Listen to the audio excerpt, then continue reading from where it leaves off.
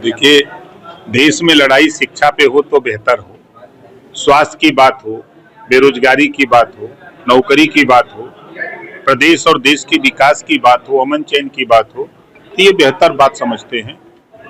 अब डीएनए को लेकर के आपस में लोग लड़ रहे हैं, ये कोई अच्छी बात नहीं है। स्वामी प्रसाद मौर्य ने कहा है कि जो ऑपरेशन सिंदूर है वो मजाक है। देखिए, कानून व्यवस्था के सवाल पर अगर आप चश्मा बदल के देखेंगे तब बात तो सुन लो भाई, प्रश्न का उत्तर तो सुन लो यार, भाग थोड़ा रहे हैं।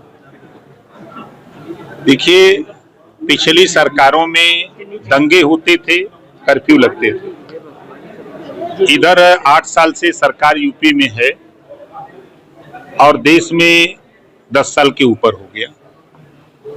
दंगे और कर्फ्यू पर विराम लगा है बड़े पैमाने पर, और थाने पर अगर कोई बात आती है, कोई पीड़ित परिवार जाता है तो उसका एफआईआर हो रहा है। अगर किन्हीं कारणों से उसका नहीं हो रहा है तो हम लोगों तक संज्ञान में बात आ रही है तो उसको न्याय दिलाने का काम किया जा रहा है। और जहां तक आप उठा के देखेंगे कि अगर कहीं कोई घटना हो रही है तो पुलिस विभाग 24 घंटे के अंदर अपराध करने वाले को या तो जेल के अंदर, या तो जमीन के अंदर, या तो जमीन के ऊपर, तीन ही जगह मिल रही है उसको। सर, स्वामी प्रसाद मौर्य जी का कहना है कि ऑपरेशन सिंदूर एक मजाक है क्योंकि बीजेपी और कांग्रेस का प्रतिनिधिमंडल विदेश जा रहा है। ये राजनीतिक स्टंट है। देखिए, जब तक वो 5 साल मलाई खाए बीजेपी के साथ तब तक तो सब सही था।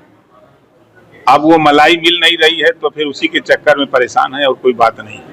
ऑपरेशन सिंदूर के तहत 7 सर्वदलीय प्रतिनिधिमंडल प्रमुख देशों का दौरा करेंगे, जो आतंकवाद के खिलाफ हमारी सामूहिक प्रतिबद्धता को दर्शाता है। देखिए, पूरे देश को अपनी तीनों सेना पर गर्व है और जिस तरह का साहस का परिचय सेना ने दिया है उस पे हम सबको गर्व करना चाहिए। जो लोग अगर उस पे उंगली उठा रहे हैं तो अपने गिरबान में झांक के देखें कि जब उनकी सरकार थी तो वो क्या करते थे, और आज मोदी जी के नेतृत्व में सेना को छूट दे दिया। सेना ने अपनी मर्जी से ऑपरेशन सिंदूर चलाया और 100% सफल रहा। 9 आतंकवादी ठिकानों पर हमले हुए, जो खुद पाकिस्तान उसका फोटो भेज रहा था, जो कल तक हमारे विपक्ष के लोग फोटो मांगते थे, आज खुद पाकिस्तान वो फोटो उनको भेज रहा है कि देख लो भैया, फोटो मत मांगना नहीं तो कहीं और न अटैक हो जाए। सेना के अधिकारियों को लेकर नेताओं की बदजुबानी हो रही है, जाति को लेकर। ये उनका बयान है, हम उसकी निंदा करते हैं। ऐसे नेताओं को ऐसा बयान नहीं देना चाहिए। सेना में, वो सेना में भर्ती हुए हमारे देश के रक्षक हैं, देश की रक्षा करने के लिए हैं, ना वो किसी जाति धर्म के हैं।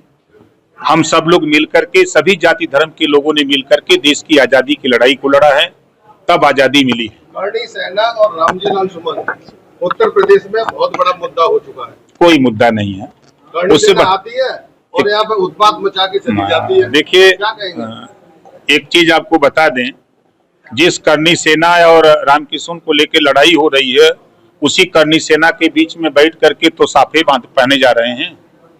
बात तो पीडीए की होगी, लेकिन हम पीडीए को नहीं स्वीकार करेंगे। हम वहीं जाएंगे, परशुराम जी का फरसा उठाएंगे और करनी सेना को बुला करके हम पगड़ी बांध करके फिर हम स्वागत करेंगे। यही तो हो रहा है ना। अगर राम जी सुमन की बात हो रही है तो मायावती जी क्या थी? मायावती जी के साथ 2 जून की घटना जो गेस्ट हाउस कांड हुआ था, वो घटना नहीं थी। तो ये एक तरफ दिखावे के लिए कुछ, बोलने के लिए कुछ, मुख में राम बगल में छुरी, वो कहानी दिखा रहे हैं लोग, ड्रामा कर रहे हैं नेता लोग। अमित शाह ने कहा है हमारी सेना ने आतंकवादियों को ऐसा जवाब दिया है कि पाकिस्तान के अंदर 100 किलोमीटर भीतर जाकर हमला किया है। आपको कैसा महसूस हुआ है? बब्बन सिंह आप ही के क्षेत्र के भारतीय जनता पार्टी के 70 वर्ष के नेता हैं, एक नर्तकी के साथ वो सीपीआर देते हुए वीडियो में आ रहे हैं, क्या कहेंगे? उनको पार्टी से निष्कासित कर दिया गया है। उनको जो सजा देना था वो दे दिया गया है। वो उनका खुद का बात है, कोई पार्टी ने उनको निर्देश नहीं दिया था कोई ऐसा कि आप ऐसा करिए। गृह मंत्री अमित शाह ने कहा है भारत की जनता के साथ कोई आतंकी घटना होगी तो जवाब दुगनी ताकत से मिलेगा। जब से पीएम मोदी सत्ता में आए हैं, उन्होंने आतंकी हमलों का ऐसा जवाब दिया है कि दुनिया चकित रह गई है और पाकिस्तान डर गया है। देखिए, जो सवाल आपने किया है, अमित शाह जी ने जो बताया है, उसी में 2 लाइन हम आपको सुना रहे हैं। जातो को काटा बोए ताको बो भाला, वो समझ जाए कि पड़ा किसी से पाला। Thank you. सर 2027 में सोहेल पार्टी एनडीए के साथ होगी या पीडीए के साथ? अभी ओखी आवे के सवेरे बा मुंबा संजय के